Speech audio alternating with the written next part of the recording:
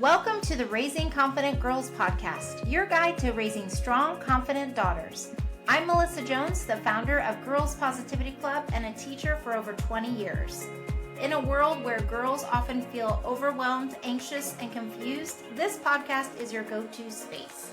As caregivers, we navigate challenges together. I founded Girls Positivity Club to provide a place where you belong and get the tools to face today's hurdles. Consider this your regular check-in with a trusted friend, offering insights and practical tips for meaningful conversations. I'm here to help you feel confident on this journey of raising a generation of empowered girls. Let's dive in and raise those confident girls together. Hi, everybody, and welcome back to Raising Confident Girls. I am so excited you're here today because this is a very special episode. We have our very first podcast guest, and I'm so honored that she is here joining us today. Her name is Jenn Drummond, and she is an amazing woman. She is a mom of 7, a mountaineer, a keynote speaker, and might I add, a world record holder. Like, her accomplishments are incredible.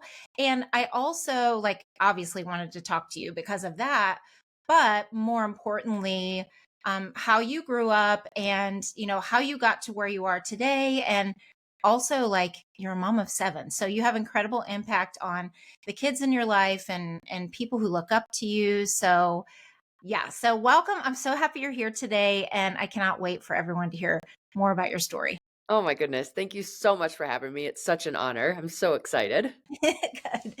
So do you want to start with, for people who don't know you, do you want to give kind of some background of how you became who you are today? And I know we could tell your entire life story, but what has been your journey of being this, I see you, I look up to you and I see you as this confident woman who's done all these things. And I also know that you're a real person and you've also gone through challenges. And I know your book is about, resiliency and my goodness, doing all the things you've done and all the turns and twists along the road. Can you tell us a little bit about your journey and how you've gotten to who you are today? Yeah. I think it's 1,000 little steps along the way that form us into who we are for sure. I'm very grateful for my life. And I think gratitude is an attitude that you can adapt. And if you just every night I end the night, God, I thank you for this day. God, I thank you for this day. Even if it's the worst day ever, I still say that same thing because I almost died in a car accident. And if I would have died in that car accident, all these days I would have never had. And I'll take a bad day over no day. Yes. Right. So just really keeping things in perspective, we are so lucky to be alive. And what are we doing with this magical life that we have? So definitely all things start with the mindset. And I think that core piece is gratitude for who we are, gratitude for who we get to become, gratitude for the things that we're interested in so that we can pursue those things and bring our ideas to life. I mean, it's kind of magical when you think about it.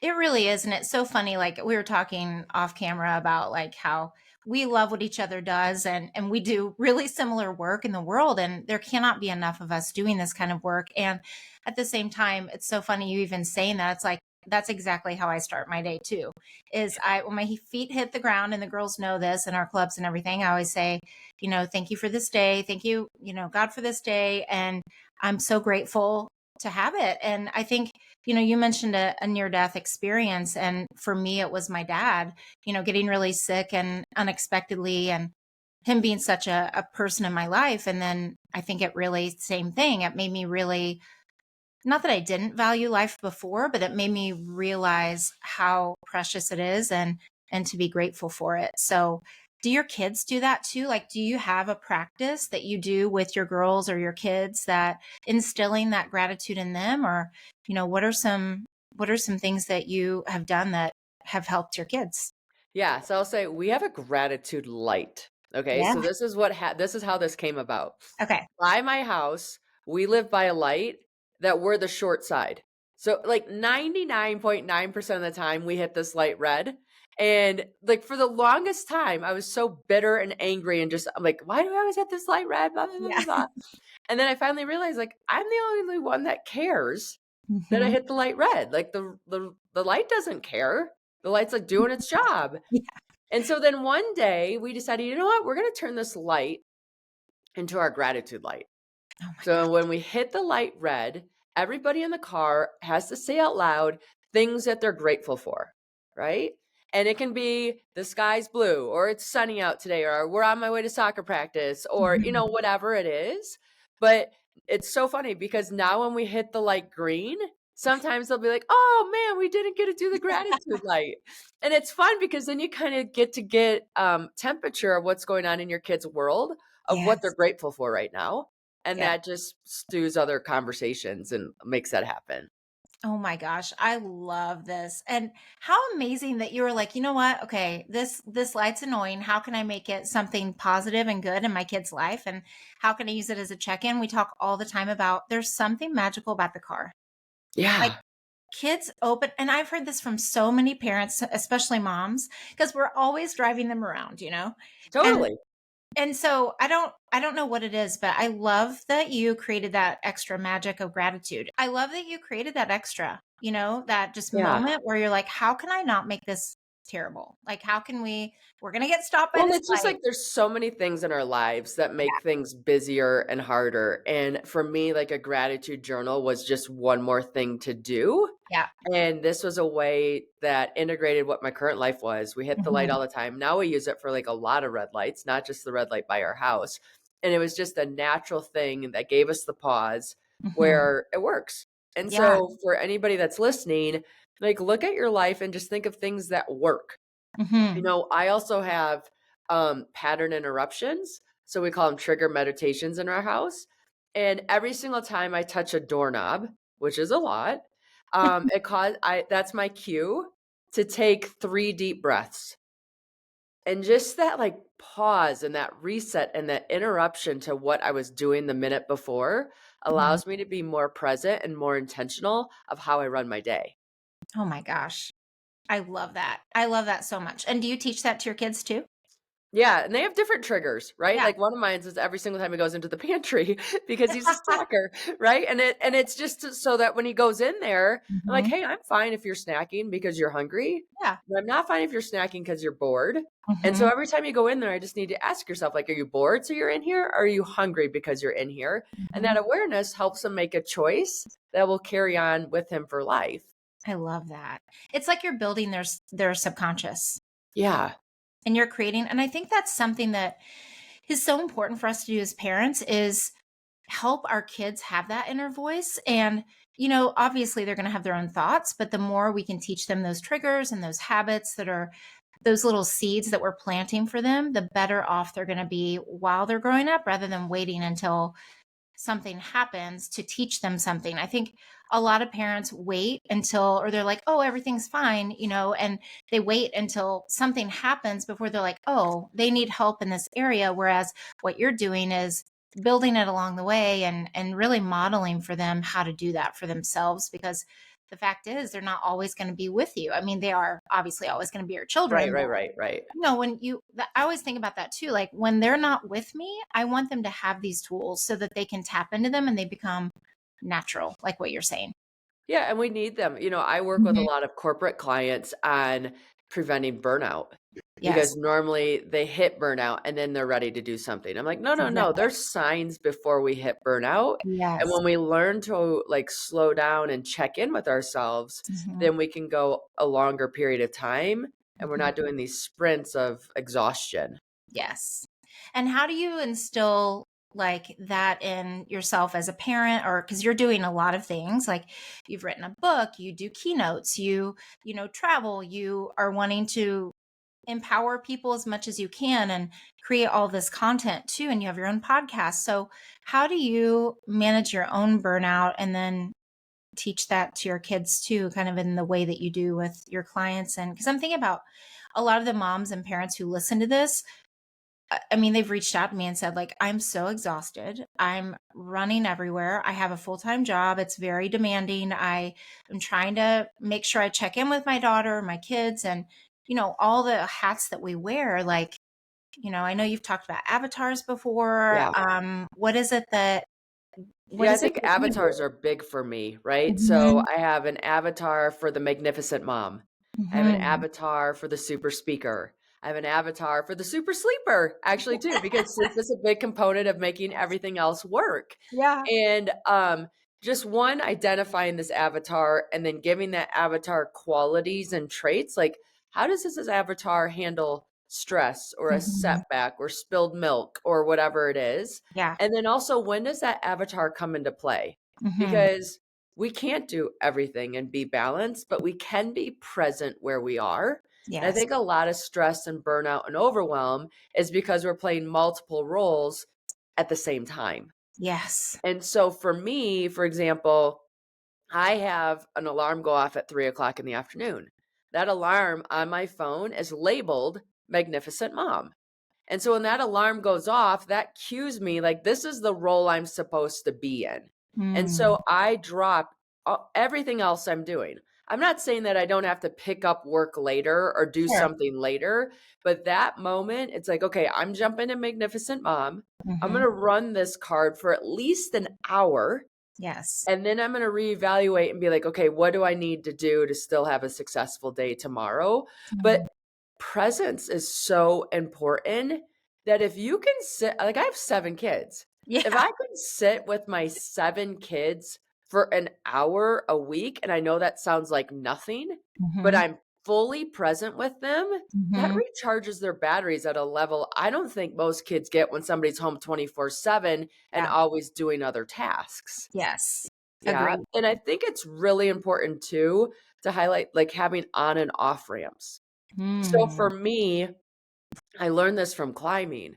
When I'd go climb, like it took a minute to get into this extreme environment and shift from Yeah. motherhood and be in this okay, like I'm in high stakes environments. My decisions depend, my life depends on them. Yeah. And so I would get to the mountain a day early and just connect to the time zone and the culture and the people and the food and just on ramp this next experience and Mm. visualize it and sit with it.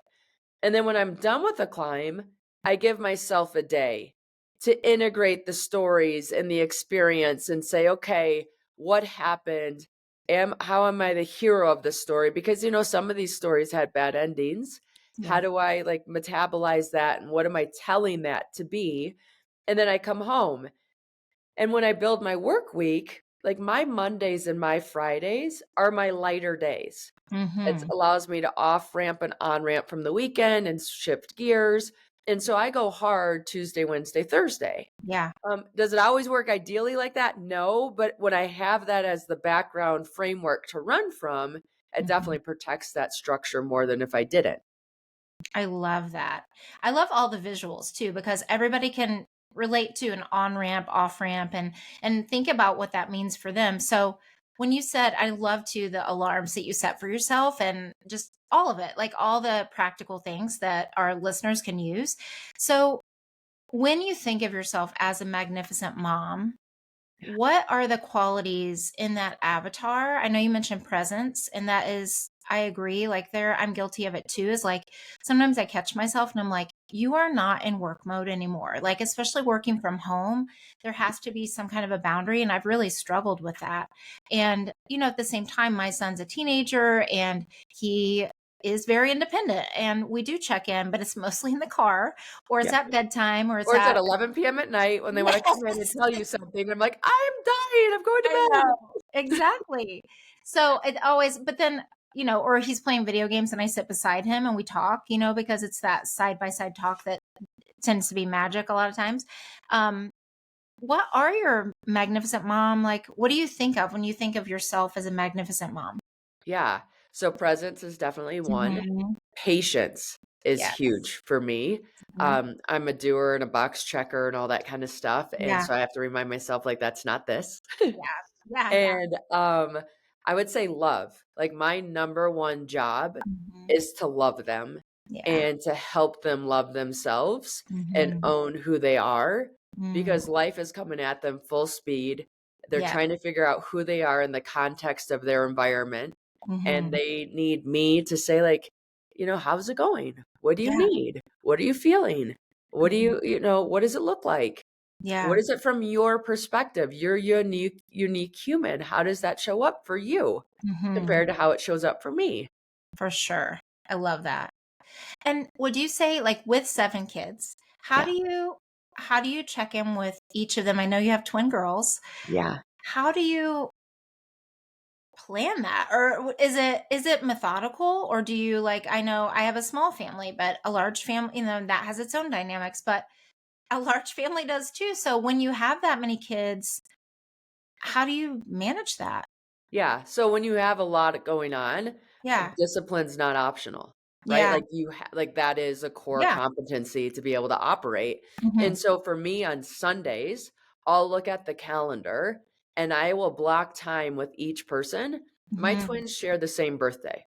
They are about as opposite as they could possibly be, except for the fact that they share the same birthday, Yeah. so I make sure that I'm getting time with each one of them separately too, Mhm. um and it could be I'm gonna drive somebody to school where normally they would take the bus. It Yes. could be I'm gonna take somebody out for lunch at school. It could be, Mhm. you know what, I'm gonna drive to this soccer practice or to that volleyball thing or whatever. And Mhm. I'm just very conscientious to make sure that every week somebody is getting that one-on-one time. Mhm. And as you know, if you have more than one children or one child, like some of them are needier more weeks than others, Right. right? Somebody's going through a breakup or somebody has like a really stressful test or Yes. whatever else like that. So I'm aware of what that is to accommodate their needs based on those activities. Love that. And I think the regular check-ins, like, I've even heard of families going for walks. Like, I Yeah. know there was a dad influencer that just happened to see his, post one day, and it was their Ring camera capturing that he does dad walks, or, you could do a mom hike, or, like you're Yeah. saying, a car ride, or whatever it is. And it was more of an experiment, like, as especially same thing. They had a big family, and he wanted to check in with his kids, and they literally went for a 10-minute walk every Yeah. night with a different kid. Like, it was a That's different kid awesome. every day of the week. I think they had 6 kids. So, Yeah. maybe he and, Yeah. some the dog went. He gets a day off, that lucky guy. No, Yeah, yeah, no, so I exactly. have my neighborhood to walk around our neighborhood is 1.3 miles. It takes about 22 minutes with one of the kids. Yeah. And I'll be like, okay, mom needs, because they know I'm training for a mountain right now to Yeah. climb. And so I'll be like, okay, mom needs to go do a lap. Come do it with me. And then we'll Love talk that. about things and it's awesome. I love that. And okay, I have so many questions. Yeah. Yeah, I just please. love talking to you. So, with your twin girls, how many girls do you have? I have 5 boys and then twin girls at the bottom. Okay. So they're they're okay, 12? Are there 12? They're 12. Yeah, they're in Okay. 6th grade. So, you're at that middle school age. Yes. What would you say, and knowing that you're such a supportive mom, you do all of these things, you teach them the triggers, you check in with them, you do everything in your power to help raise them as confident girls. What would you say are their biggest challenges right now as sixth grade girls? Um, yeah, like I think it's like all, even as adults, I think we struggle with Mhm. this, right? Like, Yeah. how do I have my voice Mhm. yet still connect with Yep. others, right? So my kids know I'm not the Pinterest mom. I Yes. love that there's Pinterest moms there. Like I wish I was the Pinterest mom. Yeah. If there's epic Pinterest fail photos, that would be me every single time. Yep. So my kids know that I'm not ever going to participate in school with like mom room stuff and things like Mhm. that. But when it comes to doing the fitness challenges or things like that, I show up there. Yes. And by us demonstrating that and having the conversation, hey, I wish I liked crafting. I don't.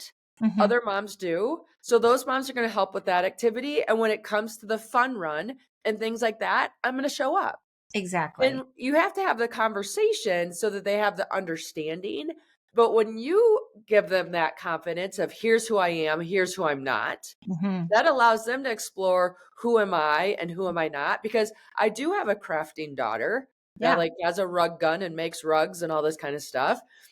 And then I have another daughter who is super into makeup, which I'm not either, right? But I'm like, okay, tell me about this new lip gloss or this Yeah. foam thing for your face or Yeah. whatever the thing is that we just bought that I don't know. Tell me how it works. Yes. I love that. And it really is about that curiosity, isn't it? Because when you're curious and I mean, like you said, humans, like any age, any any gender, any child, any adult.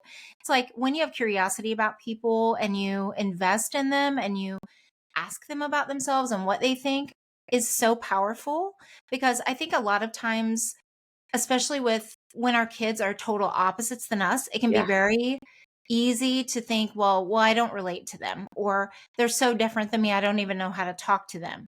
And so I love that you're just curious and ask them to teach you, because Yeah. there's power in that too. And that I believe that that also builds their confidence. When you teach someone something, when you bring someone into your world, then that's another way to build it. Yeah, just celebrating their differences and being like, "Hey, Yeah. look at I'm a mom and Hmm. you're better at all, one's better at makeup than I am, one's better Yeah. at like all these things." And that's not bad. That's excellent and Yeah. great. Like we're not all things. Yeah. And do they hike with you or do they climb Yeah. with you? Yeah, Okay, it's cool. fun. So when my kids turn 10, Uh-huh. if people have this ability, I highly recommend this. When my kids turn 10, I take them on a trip anywhere they want to go in the world for a Amazing. week where it's just mom and me because I think they're young enough to think I'm still cool Yeah. and old enough to remember, right? Mhm. And my twins actually wanted to do their trip together. So I was like, okay, fine. And they wanted to go to South Africa, which I know is a little extreme. But Amazing. one is into elephants and one is into cheetahs.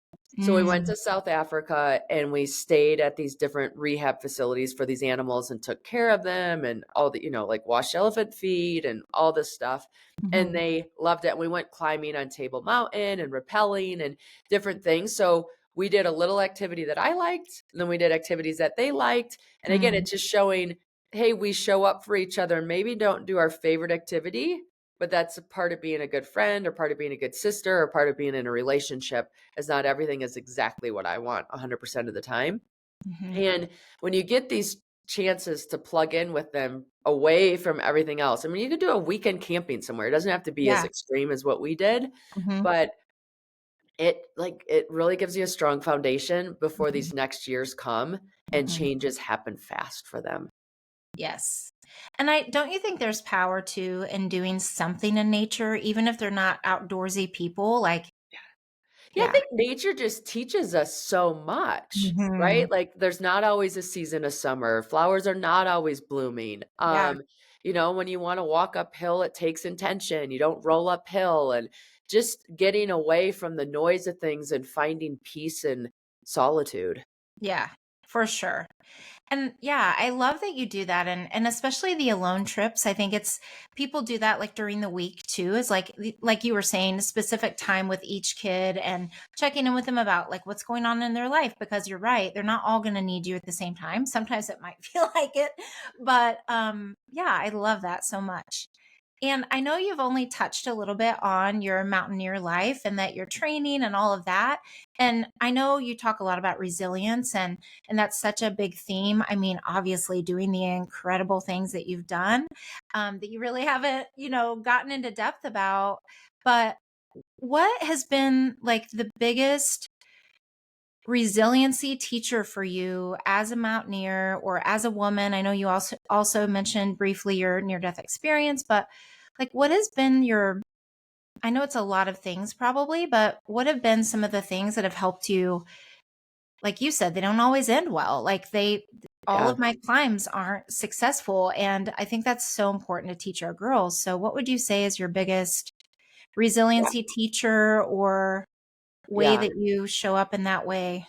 Right. So let's back up into this a little bit. Yeah. I was checking the boxes, doing things that a mom should be doing. Mhm. Got into this car accident and realized I wasn't demonstrating how awesome it is to be a mom.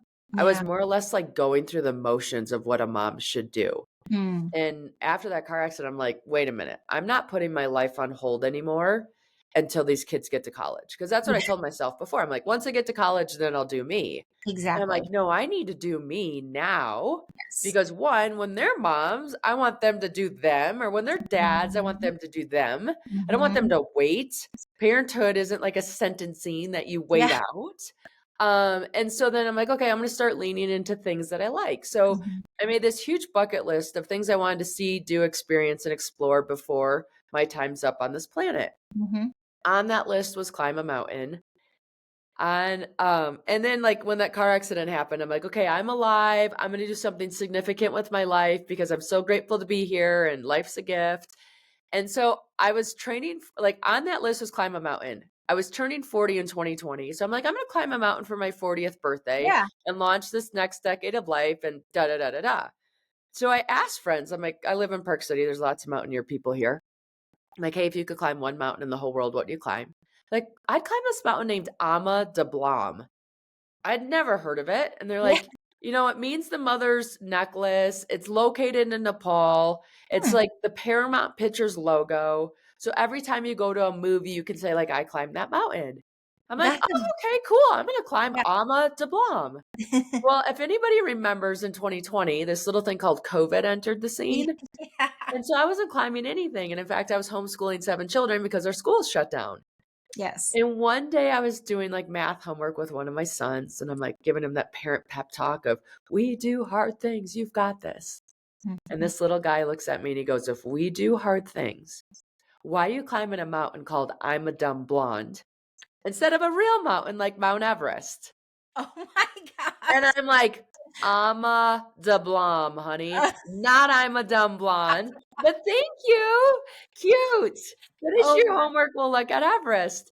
And hilarious. so we did, and then I called the coach. The coach is like, I'm gonna climb Everest. I'm gonna show him whatever Everest is we're capable of summiting. And call this coach. This coach is like 100% I can get you ready. You used to be an athlete. This will be easy. He's Mhm. like, buy this book about becoming an uphill athlete. So I bought this book and it had a story of a lady who got a Guinness World Record for doing something in the Alps. Mhm. I'm talking to my coach. I'm like, I could have done that. Like, I can suffer. And my kids would think I'm the coolest mom ever because that's how they learned how to read. I couldn't Yeah. get them to read any book but the Guinness World Record book on who ate like pumpkins or, Yeah. like grew fingernails or how many hot dogs they swallowed or whatever those crazy things are. That Yes. was interesting to them. Yes. And so then my coach calls back a few weeks later. He's like, Jen, I had a perfect world record for you. He's like, I think you should be the first woman to climb the 7-second summits. I'm like, Alan, I don't even know what you just said. Like, what? He's like, the 7-second summits. They're the second highest point on each of the 7 continents. I'm like, well, why would I want to do the seconds instead of the first then? Yeah. He's like, well, because the seconds are actually harder than the first. And they've only been done by one male. So you'd be the first woman to do it. And you're all about like women having power and Yeah. leaning into themselves and not letting, parenthood be a sentencing. He's like, I think this would be a great way to just demonstrate globally Mhm. what you're capable of. And he goes, and think about it, 7 mountains, 7 continents, 7 children. It's a jackpot. That is so true. I'm like, it is a jackpot, but I haven't slept in a tent before. He's like, don't worry, we'll figure out those details. It'll be fine. And so I took on this goal. And like I think all goals we take on, it's like this original thing gets us started, Mhm. but it's this purpose greater than ourselves that keeps us going. Yeah. So for me, it was like my kids are watching and Mm. there's kids everywhere watching. And guess what? You're going to have setbacks. You're going to have failures. You're going to have things that don't go as planned. And that's kind of the magic of life. So Yes. figure out how to keep going. And probably one of the biggest resilience strategies that I took away from all of it is big mountains take big teams. So if you're going to climb an Everest or you set an Everest like goal, you're not doing that yourself. And if Right. you're doing it yourself, everything else is going to fall apart in the process and you're Yep. going to be exhausted when you get to the top that you're not going to even enjoy it. Yep. Like when we climbed Everest, I had people taking care of my kids at home. On the mountain, there's people that brought up food for us. There's people that brought up oxygen. There's people responsible for tents. There's like so many people Yeah. involved that the only thing I was responsible for was myself and moving like one foot in front of the other and making sure I brought enough underwear. Other Yeah. than that, like everything was taken care of, which gave me enough energy to get to the top of the mountain. Mhm. And yes, Everest is the highest summit, but I used it as training ground for K2, which is the second highest point in the world, which is way harder than Everest. So like I Wow. had to use Everest to get ready for K2, which is bananas, but it gives you an idea of what I was dealing with on this pursuit. And I mean, still anytime I get tired or want to renegotiate a goal, I'm like, what am I doing? my question now to myself is like, who can help? Because obviously I need more people on my team to get to the top. Who are Yeah. those people? I love that so much. Like so many things. Yeah. So, what do your kids say to you after you do a climb, or what did they say to you as you were building this world record? And I know you did a lot of travel with it, and you did the 7 summits. And what do you talk to them about when you come back, or right before you're going, or Yeah. We talk about a lot of things, right? Mhm. So I normally try to take them on a trip before I go so that we Yeah. have a lot of time together right before I leave. Mhm. What's technology has changed so much today that Mhm. when I was on Everest, for example, I could Zoom call home. Amazing. I mean, like, what? Like, and Amazing. I'm not kidding you, I live in Park City, Utah. There's days where service on Mount Everest was better than it's in my house, okay? It's bananas, but it's true. Yeah, that's Um, hilarious. and so I could, like, call when you can FaceTime, it's a different kind of you're gone. Yeah. And then in the summer when my longest climb was K2, but Mhm. they were at camp for 4 weeks. So they were Mhm. gone longer than I was, and so it was like they were gone, they didn't even notice that I was gone as much because I made sure that I was home between the window of them leaving and coming back. Yeah. But, yeah, we talk about everything. We talk about discomfort. We talk about doing things that you don't wanna do because the result at the end you do want, Yeah. right? Mhm. When I don't wanna eat healthy and they don't wanna do their homework, we get it. We're doing Yeah. life in parallel, right? Like, Yep. yeah, I know that feeling, but we still have to do the thing to Right. get to the top of the mountain. So it's just nice because mountaineering is very visual for them to see, and it's very relatable for them in their own lessons. Mhm. And when we have a hard time in our days during the week, it's like, what's your Everest? Then I Oh, know wow. what their hardest thing is that they're dealing with. And then I know, like, okay, that's your Everest right now. What do you need help with? And when Mhm. you have that motto of big mountains take big teams, when they're running into something hard like a test, Yes. okay, who do we like? Do we get after school tutoring? Does the call the teacher? Do we email them? Like, people want to help you succeed, Yes. but they don't know unless you ask. Exactly. You And have like to advocate. training them to ask Yes. is one of the best gifts you can give them. So, so good because you're right. Like, as a woman, especially, I think for whatever reason in society, in lives of girls and women, a lot of times we are kind of programmed as we're getting older that we have to be superwoman and we have to do all the things. And we see, people on social media where it's like, oh my gosh, they do everything and they must just They never don't. cheat. They don't do everything, I promise Exactly. you. Like, Exactly. so I have a full-time nanny that has been with me for 18 years, Yes. okay? We Yes. also have tutors to help with homework. We have Mhm. drivers to help, like, there was a point where no one was driving in my house, and I had 7 kids in sports, Yeah. okay? It's I was not going to ask that. physically possible. I know. So because it wasn't physically possible, it was, like, okay to hire help, where, like, a lot of you who are listening probably have, like, 2 to 3 kids, Mhm. it's still okay to Yeah. hire help Exactly. because, like, then who you're with, you're present with Mhm. because you know the other human's taken care of. Exactly. Yeah.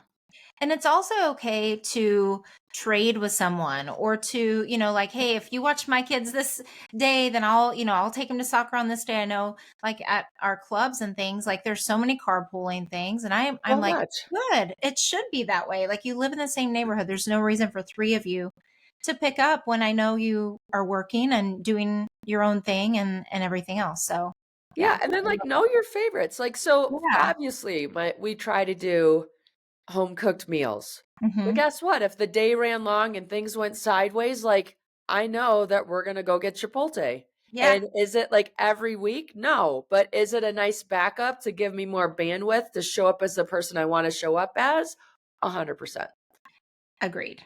I think we always have that, and there's no shame in that. Like, there are None. those yeah, like you said, there are those days things go sideways and you have to. I was gonna ask actually when you were talking about all the sports, I was like, "How in the world does she do that?" So you answered it with, like, all the help. And I Yeah. love that you ask them about their Everest because it's such common language with your family, as especially you being a mountaineer. It's like they all know what it was for you to climb Mount Everest and all the other summits. And I did they I'm sure you have a copy of the world record, like the book. Like, do you have the book in your home? Oh, yeah, we have the book in my I was home. gonna They say. actually love it. So, I mean, it like, If kids you are have the it. best because I they're your know. biggest cheerleaders, like, always, Yeah. and it's like, I mean, I just love it. So when I climbed Everest, my biggest fear wasn't climbing Everest. It was being away from my kids for so long because I had Yeah. never been away from them for that long, Mhm. and I just remember thinking like, "Oh, I'm not gonna be able to climb Everest. I can't be gone." Like, most Everest expeditions are 8 weeks long. I was gonna ask. That was a no, a Yeah. hard no in my life. Yeah. So, I went to a doctor in town that's an altitude doctor. I live in Park City, so that's a little more common than most places Mhm. in the world, and he's like, "You know what? Reach out to this company called Hypoxico. They make these tents that mimic a lack of oxygen environment and should be able to cut down your expedition time." They cut down my expedition from 8 weeks to 3. Okay? Like, That's and if amazing. I would have let that story of, like, I can't be gone that long stop me without asking further, that Mhm. would have been my excuse. Yep. But, like, whatever's stopping you, that is the thing that you need to seek an answer for. Yes. So I saw like, so this doctor helped me and he's like, "Yeah, do this." So they sent me a tent and whatever. Then I went to the kids' school. I'm Mhm. like, "Listen, I'm gonna be gone for probably about 3 weeks. I've never been gone this long. I have everything lined up at home because we're moms and we have everything Yeah. lined up, right? So I have I have like a booklet of what to do every single day with me Yes. being gone. Yes. So I have everything lined up, and the teacher's like, "Oh my gosh, this is amazing. Will you come in and teach the kids about setting an Everest-like goal before you leave?" I'm Love like, that. 100%. So I Mhm. went in there, they color these little hikers on the flag. They like wrote what their Everest goal was. It was like make a black diamond soccer team, ski a black diamond ski run, Mhm. like get an A on a spelling test, whatever it Yeah. was. They decorated the hallways with these things. And then in the front of the school, we made a big Mount Everest and we had me as this little character. And I had a tracking device on me. Oh, So then the school could track me to where I was going. And then amazing. I Zoom called in from base camp to the classrooms because the time zone's like the opposite. So the only way I could talk to my kids is if I talked to them at school. Yeah. And I would Zoom call into the classrooms. The kids would be like, "What are you eating? Where are you pooping? Like, what's going on?" Right? Like kid like things. And it Yeah. was like all of a sudden this huge deal because everybody was involved. So, Yes. like, I was sad, I missed everybody. My kids felt so loved on and so seen and so supported. Like, it Yes. was a magical experience for us. So, I'm still known in my town as, like, the Everest mom, I and the love kids will come over and they'll be like, "Well, if I wanna climb Everest someday, will you help me?" I'm like, "100%. I'm here it. for it." And so, I did take a group of high school boys to climb Kilimanjaro. Amazing.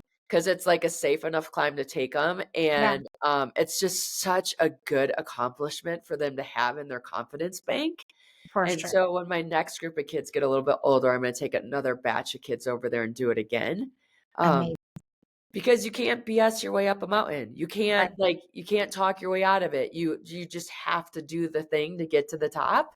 And Yes. it's not always fun, but when you get to the top, my kids have been everywhere. They're very fortunate travelers. It's still their favorite trip. Amazing. Yeah. And what do you what do you say to yourself when you get to the top?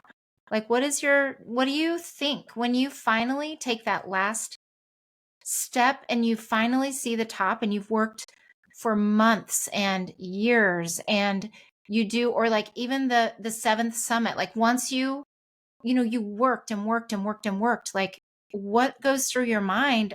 Is it the is it like, I can't believe I did this? Or is it like, I knew I could do it? Or is it just like, you're exhausted? You're just standing there taking it all in? Yeah, so, like, when I started this pursuit, Uh-huh. I don't think I really thought I was gonna be able to do it. Mm. But the reality was it was, like, such a big undertaking that it was still cool that I was trying, Yes. right? Like, if you don't summit Everest, but you went to Everest, you're Yeah. still gonna be freaking amazing because most Yes. people won't even dare to go to Everest. Does that Yes. make sense? Yeah. So For for sure. me, it was like, "Hey, I'm just trying." This is a Mhm. huge I mean, like, to set a world record's a pretty big deal. That's a very big deal. I'm just gonna, like, take it in. Mhm. And, then when I was halfway through, I was like, "Oh my gosh, like, this might actually happen, like, oh my god, like, this is crazy." Uh-huh. And it's funny because, like, the first few climbs, it was, like, white knuckling, like, "Okay, can I do it? Blah, blah, blah, blah, blah." And then, like, the rest of the climbs, I was kinda like, "I am never gonna be in this part of the world again, or Mhm. see the world from this perspective, or this Mhm. view, or meet these people." Like, that's what's crazy about it. Like, every climb you climb with different people, Mhm. you'll never see those people again, Uh-huh. right? I'm not going to Russia tomorrow or back to, Mount Kenya or, like, some I'm not going to Antarctica again, Yeah. right?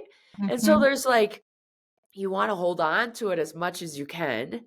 You Yes. wanna appreciate it as much as you can. Yes. And I just remember getting up to that last mountain, and I was, like, about 20 steps away from the top, and you start going slow motion I bet. because you're like, "This is gonna be done." Like, I Yes. can't believe this is gonna be done. This is taking me 4 years, and it's gonna be done. And so you take those steps, you get to the top, and you take in, like, the deepest breath you can, and on that inhale, everything disappears, right? Mm. There's no me, there's no mountain, there's no sky. There's just this moment of awe, Yeah. and then you breathe out, and the world starts to return, and your eyes leak the emotion of Mhm. human possibility and capability. Like, you're just amazed at what an honor it is to be able to be human and Mhm. have the experience of struggle and triumph and going at it again and all these things. And then, like, when you're there, it's almost like you take your soul out of your body and you Yeah. throw it out into the world. You're like, "I'm gonna find you again. I don't know if Mhm. it's gonna be on a mountain or doing something different, but truly the joy of life is the pursuit." Yes. And you're just so excited to have another experience, Mhm. and that's what we're here for. Oh, man. Yeah. Oh, that's so I got full body chills when you were talking about all of that, like, I mean, I just because I can go back to so that true. space, I'm like, Yeah. "Oh." No, I It's could because feel you it. feel all the emotions, like, you're so Yeah. excited that you're Oh, here, and then yeah. you're sad because it's done. Yes. Did So you it's have this huge range, and you're like, that range is the moment of awe. Mhm. And Yeah. did you have, like, a once you did it, did you have that moment of, like, "Now what?" Or that dip where you're like, "Okay, I did the thing that I didn't even know I could do. What's my next Everest?" Or what's my like, did you right away go to, "I'm just gonna enjoy this for a while," like, and thinking about, like, raising girls or raising your kids and, like, when they achieve the black diamond or when they achieve Yeah.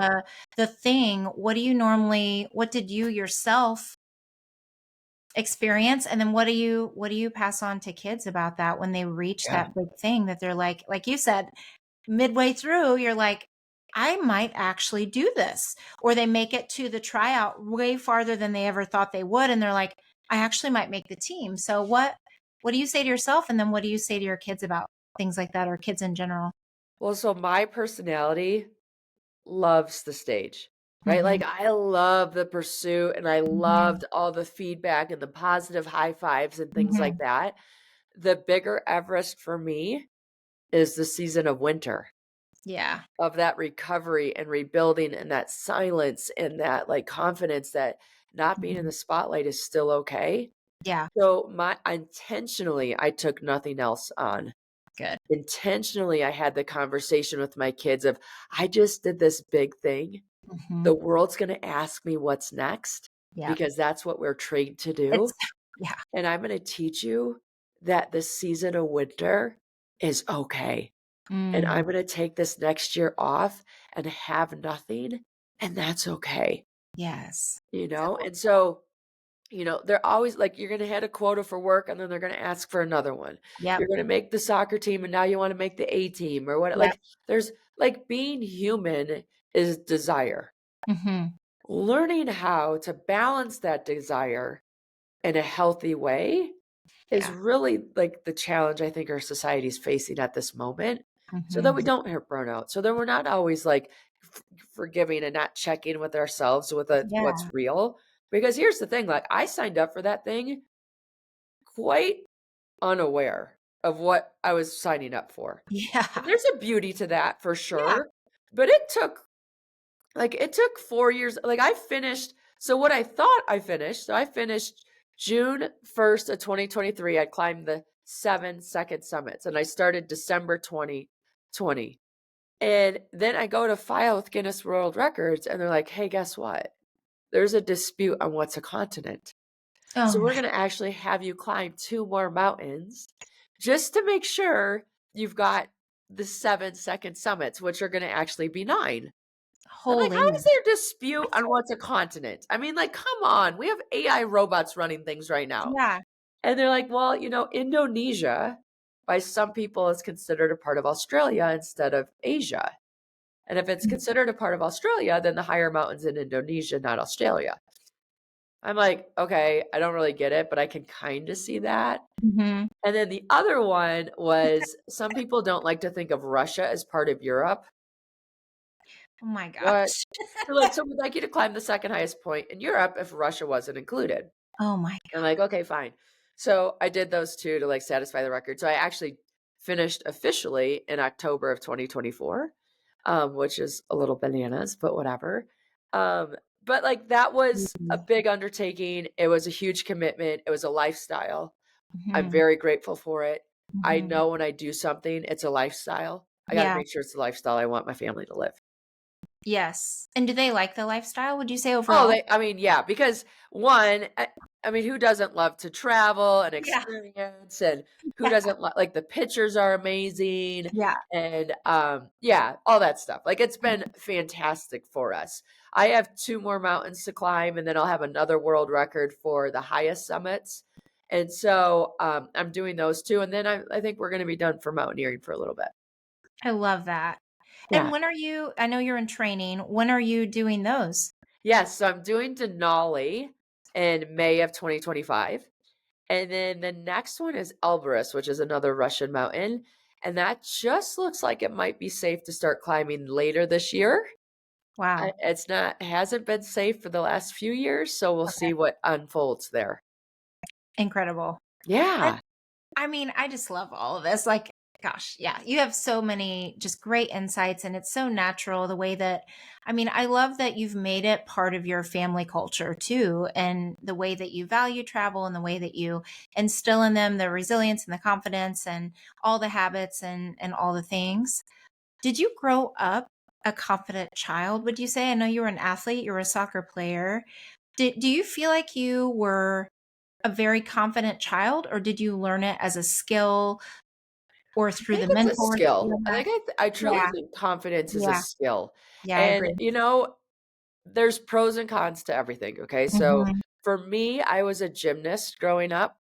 Okay, yeah. And I think that played a huge role in confidence Mm, because you could see the evolution of tricks, right? Like first you yes. can do a cartwheel, then you can do a cartwheel on a balance beam, and then you can do like all the different, you can see it come together. Mhm. And then you have to perform that trick in front of people. And Yes. sometimes you hit it and sometimes you don't. Mhm, Doesn't matter because mhm. like you know what I'm saying? And Yeah. like so for me, it was just such an evolutionary thing of I didn't know how to do something, I learned how to do something.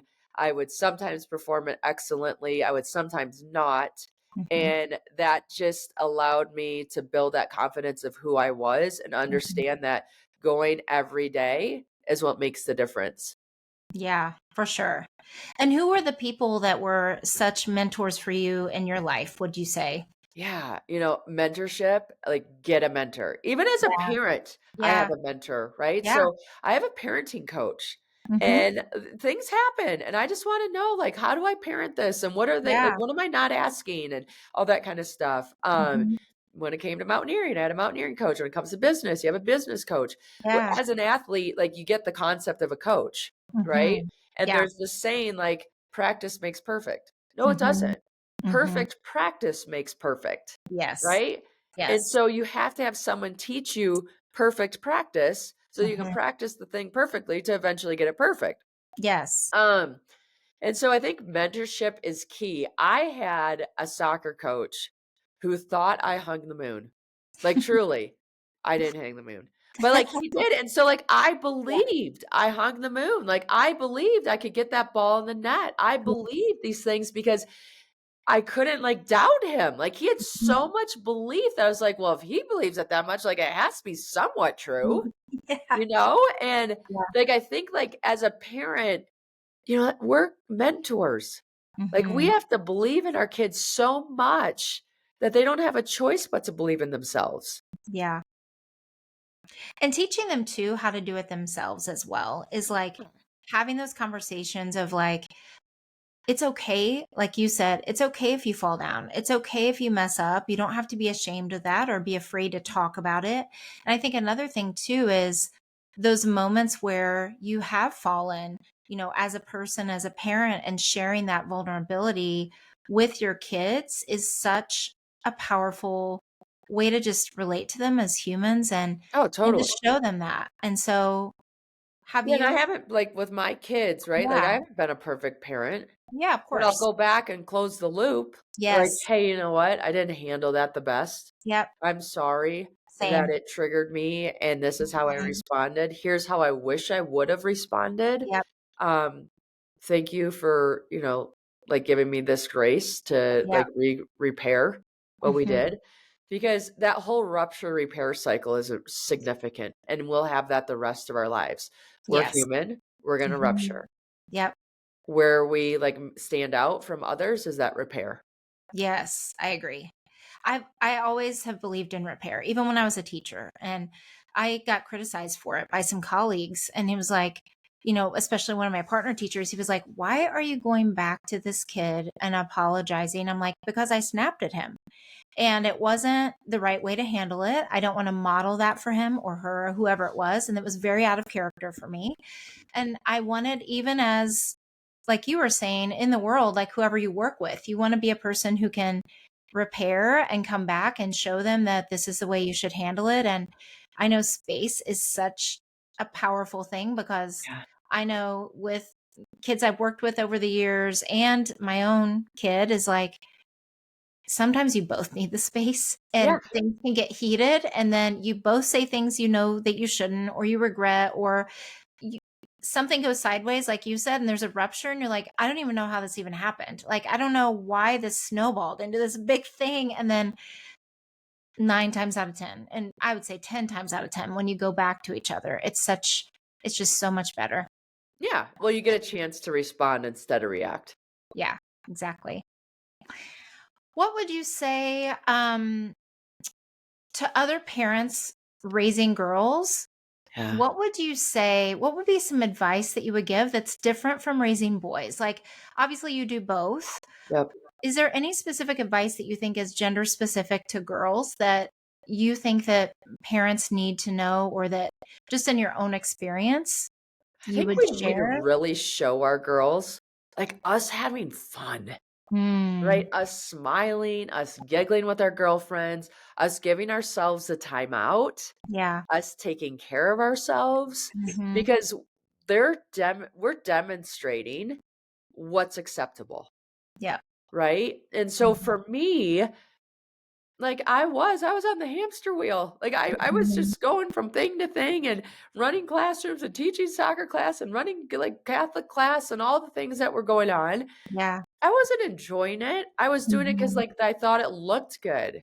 Yeah. When you do things that feel good, Mhm. they know the difference, Yep. right? And when you say no to things, it gives them permission to say no to things. When you say, "Hey, you know what? I'm gonna come back in 5 minutes.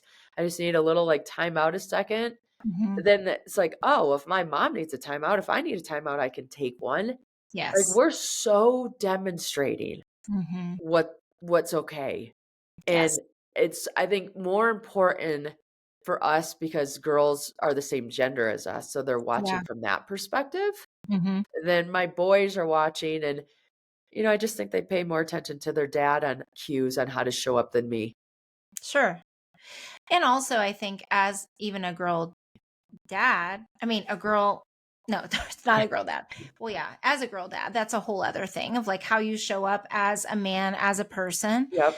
But then as a mom of boys, I always think about, because I am a boy mom, I'm showing him also how to treat women. I'm showing him what to ask women, how to communicate with women, how to treat your girlfriend, all of those things. And so I think both are important. Like, and not everybody is conscious of that. I think some people are more aware of it than others. And that's what I love about what you're sharing is like raising that awareness and giving people tangible things that they can try to where they can think like, okay, I'm showing up as the woman that possibly my daughter could be someday. And not that they have Right. to be exactly like us, but we are really showing them what's acceptable and how they can live. Definitely. Hmm. Yeah, I love that.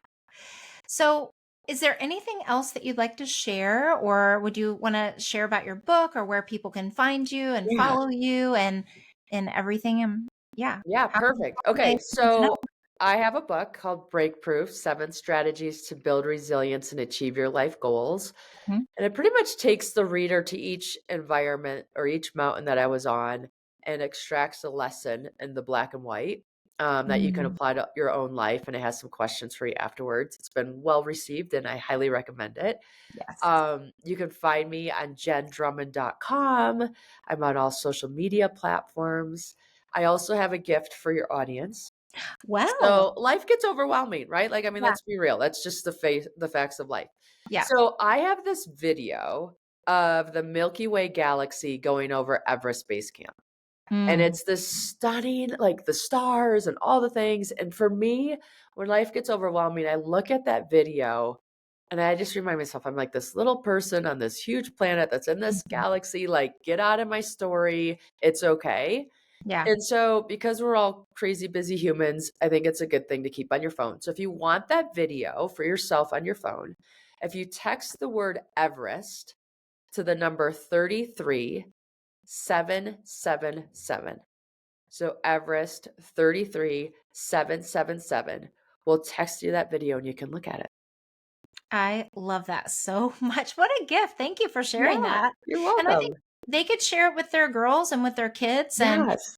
it could even be like a connection moment that they all just a moment of presence together where they look at something beautiful that's in nature and have that moment. So I'm so appreciate that you shared that and shared your story, and you're incredible. And I'm so, yeah, just thankful that you are here today and you've done these things, and who you are in the world is so, so, so awesome. Well, thank you very much for this opportunity. Thank you. Thanks for joining another empowering episode of the Raising Confident Girls podcast. Share today's insights with caregivers and friends, building beautiful relationships with strong girls. Hit subscribe so you never miss an episode. We're not just a podcast, we're a community. Follow Girls Positivity Club on social media for more empowering content on Instagram, Facebook, TikTok, and YouTube. This podcast empowers you, supporting incredible girls. Let's create strong, beautiful relationships with the girls in our lives. I appreciate you listening today. Stay confident, stay connected. Until next time, keep raising those confident girls. You've got this.